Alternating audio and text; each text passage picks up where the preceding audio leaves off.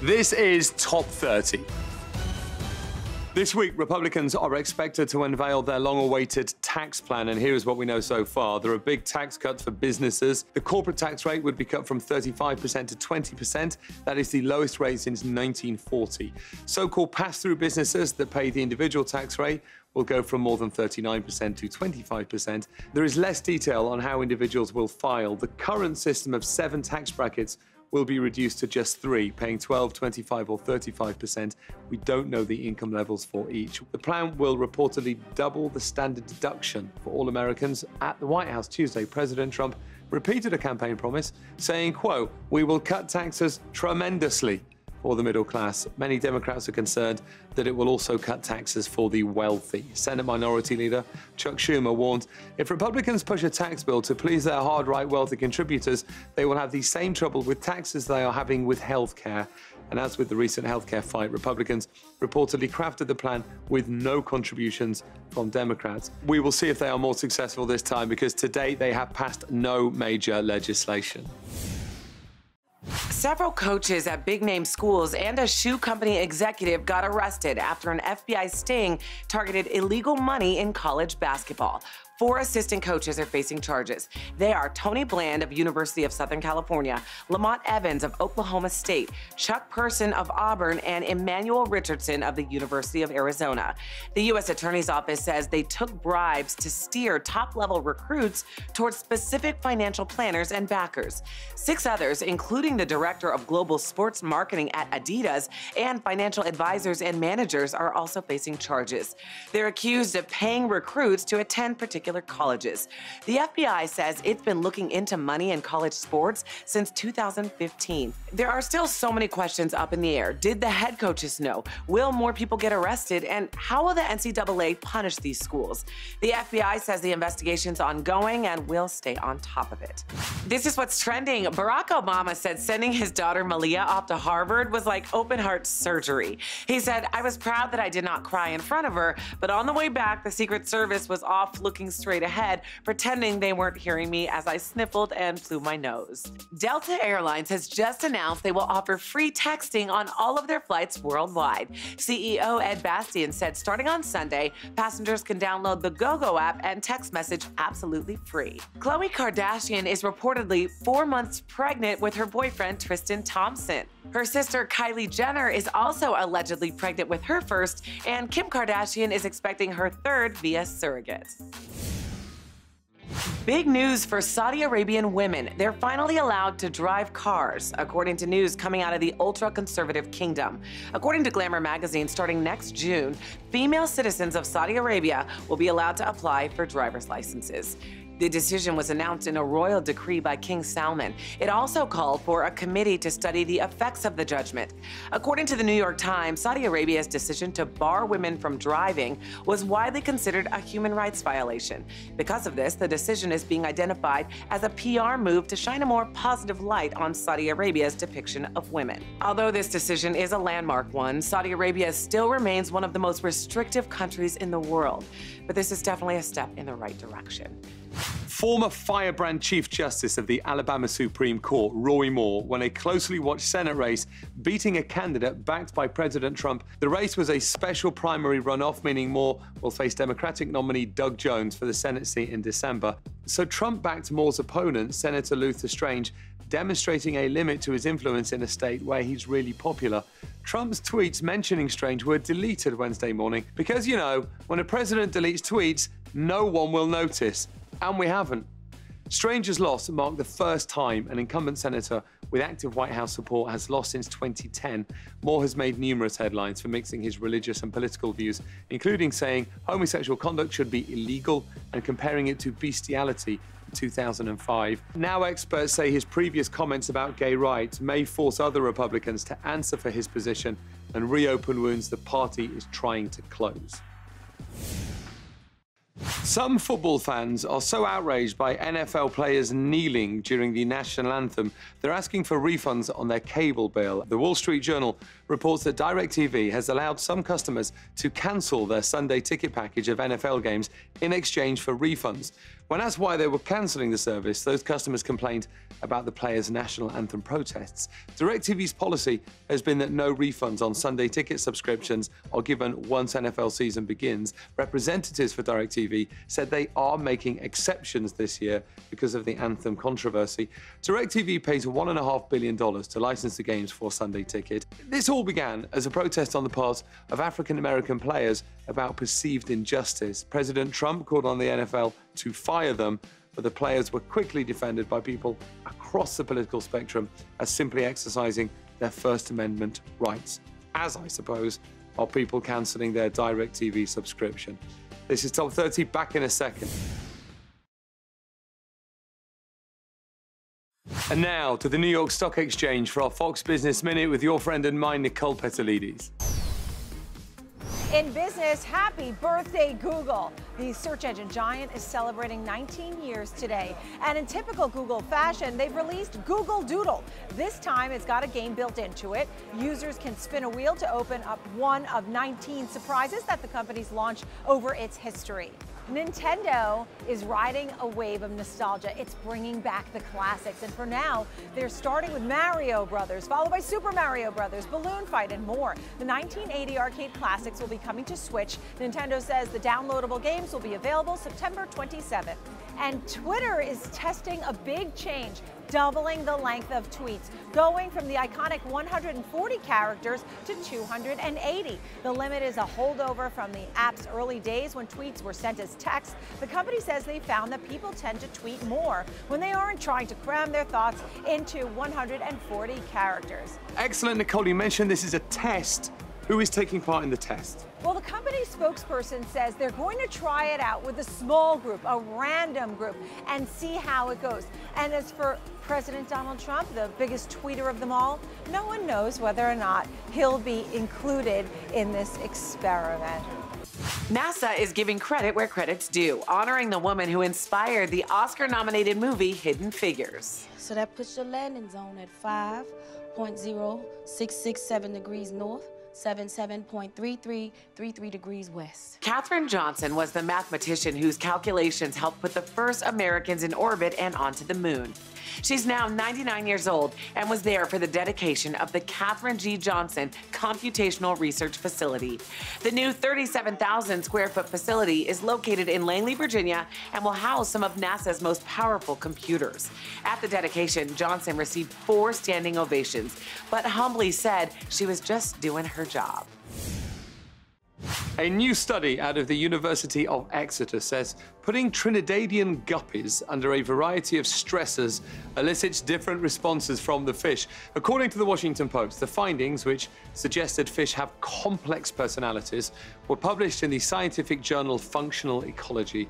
The study took a guppy out of a group tank, isolated it in a separate tank with only a piece of plastic for shelter, and then simulated an attack with models of fish and bird predators. Tom Housley, a researcher at the University of Exeter's Center for Ecology and Conservation, said, when placed into an unfamiliar environment, we found guppies have various strategies for coping with this stressful situation. Many attempt to hide, others try to escape, some explore cautiously, and so on.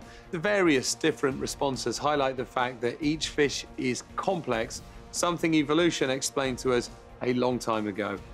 Ring the alarm, because Beyonce and JayZ have bought a majestic new mansion in the Hamptons for an astounding $26 million. The modern palatial estate, better known as the Pond House because it resides right there on the edge of Georgia Pond, is 12,000 square feet of elegance. With 7 bedrooms and 7.5 bathrooms, hand-carved heated marble tubs, white oak paneling and carved stone fireplaces, an infinity pool, and an outdoor dining area, there's few conveniences their new home doesn't have. If that's not impressive enough, it also has an 1,800 square foot guest cottage that's slightly bigger than most people's homes. In addition to their new Hamptons estate, the music industry's hottest power couple also has homes in Los Angeles, New York City, and New Orleans. Guess it's not such a hard knock life anymore, huh? Volvo's new subscription service aims to make car ownership as simple as swapping out your old cell phone for a new one. The Care by Volvo plan is expected to roll out next year for a standard monthly fee. Maintenance is included, there's no down payment, and they'll even carry the insurance. The Swedish automaker will test out the service with their new 2018 XC40 compact SUV. And just like many cell phone plans, Forbes reports you'll get to upgrade to a new car every 24 months. The flat monthly fees are the same for everyone, regardless of region, age, and driving record. Volvo says subscribers can even benefit with a temporary loaner when they need something bigger for a weekend trip or a special occasion.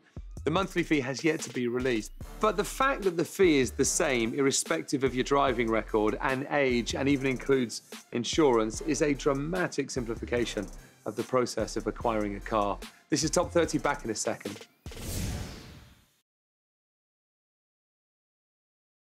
In today's hometown stories, a police officer in Montebello, California, responded to a disturbance call at a local Bank of America branch. When he arrived, he met the 92-year-old agitated customer. Jesus Rango got upset when told he couldn't withdraw money because his identification card had expired. But according to the Montebello Police Department's Facebook page, instead of booking him, Officer Robert Josette took him to the DMV and helped him get a new ID.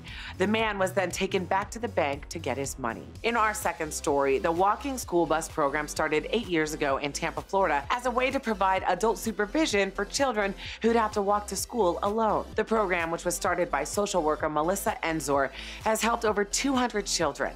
As volunteer, LaShonda Copeland told Fox 13 Tampa, "We act like we are brothers and sisters until we get home to our regular families. We look out for each other. We protect each other." And for our final story, Phoenix, Arizona group Build Us Hope broke ground on a project that will help homeless veterans get a new start. Micro on Madison is a community of tiny, energy-efficient homes. How tiny? 400 square feet. As Build Us Hope president Elizabeth Singleton told Fox 10 Phoenix, "I believe that we can end homelessness, and I think tiny homes is just one part of the solution." Each tiny home only takes 2 to 3 days to build, so the group hopes to expand the project to other parts of Phoenix. We are told all our lives that good grades in school will lead to a good career, but a new study suggests there is another way. 2 economists at Union College in New York found that joining a fraternity will often hurt students' grades but help their future income. The average student in a frat saw their GPA drop by about 1/4 of a point on the traditional 4-point scale, but their future income rose by about 36%.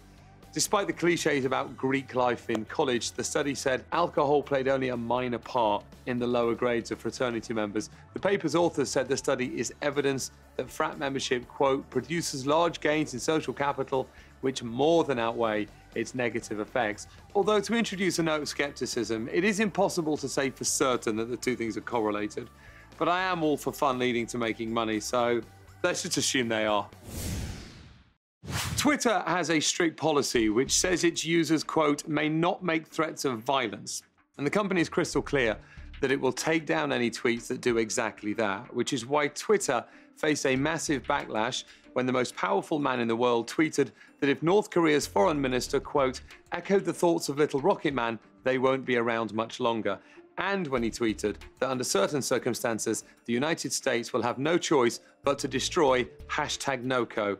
By the way, that's the first time I've seen a country both threatened with nuclear annihilation and abbreviated to a hashtag in the same tweet.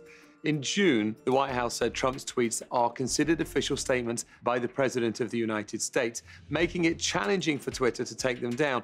So in a thread on its public policy page, it answered the storm of criticism, saying, "We consider a number of factors when assessing whether tweets violate our rules. Among the considerations is newsworthiness and whether a tweet is of public interest." But the company did say it needs to do a better job of making its rules clearer and more transparent. But for now, #NoCo is going nowhere.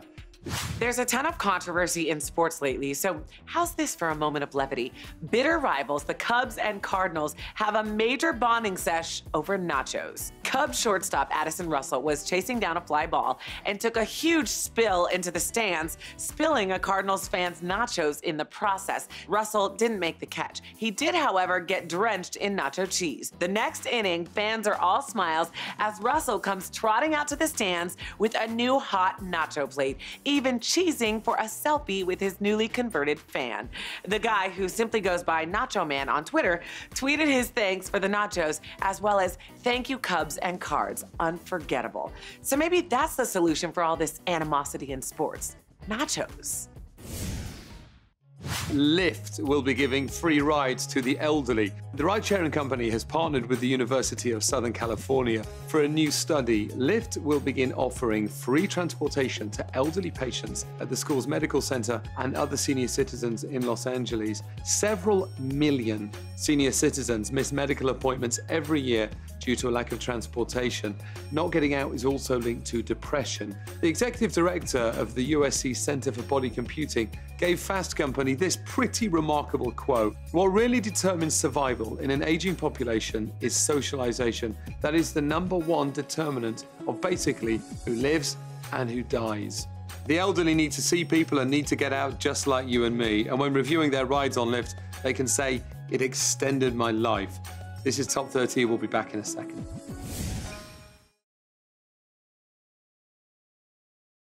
Nestle makes billions of dollars selling bottled water. A new article details just how many billions. According to a report in Bloomberg Businessweek, Nestle extracts public water at next to no cost. At one Michigan town, they pay an extraction fee of just $200. Last year, sales of bottled water in the US hit $16 billion. Almost $8 billion of that went to Nestle Waters. They own almost 50 brands of bottled water, including Perrier, San Pellegrino, and Poland Spring. In exchange for tax breaks and access to water, Nestle offers jobs and infrastructure. Often the towns they put the plants in are economically depressed. Resistance is frequently about the company's impact on the environment. A single well in Michigan pumps 130 million gallons per year. Nestle's chief of sustainability told Bloomberg, quote, "Water is a renewable resource. As long as you manage the area, water will flow in perpetuity." In actual fact, there is a massive issue of global water scarcity at the moment. By 2025, it's projected by the UN that almost 2 billion people will live in areas with water shortages. It's super rare, but elephants can get cancer, and one elephant is being treated with what vets are calling an unprecedented approach. A 50-year-old Asian elephant from the El Paso Zoo in Texas named Juno has now undergone 2 successful rounds of electrochemotherapy. She was diagnosed with a malignant mass in her right mammary gland in January, and according to the zoo, it's only the 2nd time a cancerous mass in an elephant has been found. One vet said the El Paso Zoo is on the cutting edge in terms of the cancer treatment they are providing Juno. This type of treatment on large exotic animals isn't getting done anywhere else, not even Europe. It's incredible. The zoo says using ultrasounds and x-rays to determine if the cancer is spreading isn't possible because of the elephant's size. But good news, they do expect Juno to survive, and we're rooting for her. Experts say student debt is a major factor contributing to why millennials are not buying homes. But one housing company is offering an innovative solution. According to Fox Business, a subsidiary of Miami-based Lennar Corp called Eagle Home Mortgages introduced a new program to assist debt-strapped home buyers. Purchasing a home built by Lennar means Eagle Home Mortgages will make a payment towards the new owner's student loan debt. They'll pay 3% of the home price, with a $13,000 cap towards the student debt. Experts predict that other builders will implement similar programs in order to push potential first-time buyers into taking the plunge into home ownership. Programs like this may increase housing prices, but it could be a clever solution for millennials. At least that's what we'll all be saying until they get foreclosed on. Every year, the National Book Foundation releases their list of the 5 authors under 35 who've released promising works of fiction in the past year. And this year, all 5 are women. According to the Los Angeles Times, the recipients, which include authors Leslie Neka Arima, Hallie Butler, Zinzi Clemens, Leopoldine Kaur, and Wiki Wang, also took home a $1,000 reward in addition to the honor of being on the list. The works are typically novels or short story collections. Lisa Lucas, executive director director of the National Book Foundation, said, "It's a thrill to see this list of tremendous women chosen organically by our selectors. Well, it's a thrill to see so many women honored. Way to go, ladies." That is it for today's Top 30. Coming up next time, restaurant report cards grade chains based on what's in their food. We'll let you know who passed and who failed. A new law requires pet stores to sell only animals from shelters. And you too can own a piece of a diamond that costs $53 million. These stories and more coming up on the next Top 30.